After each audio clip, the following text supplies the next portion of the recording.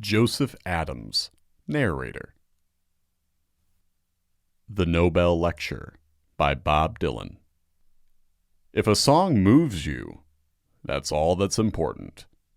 I don't have to know what a song means.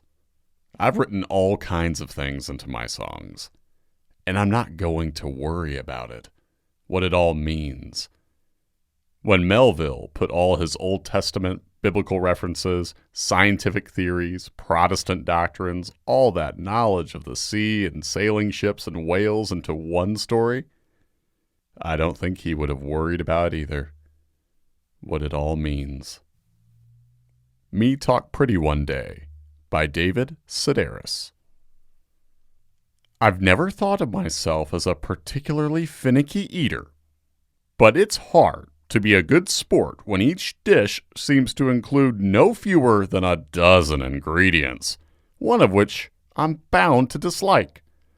I'd order the skirt steak with a medley of suffocated peaches, but I'm put off by the aspirin sauce.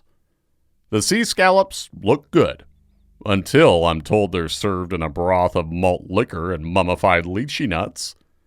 What I really want is a cigarette. And I'm always searching the menu in the hopes that some courageous young chef has finally recognized tobacco as a vegetable. Bake it, steam it, grill it, or stuff it into little neck clams. I just need something familiar I can hold on to. The Once and Future Cane by Bilge Ebiri. So many of the visual elements that Kane has rightly been praised for over the years were fully intentional, with Wells and Toland well aware that what they were doing was unprecedented in Hollywood.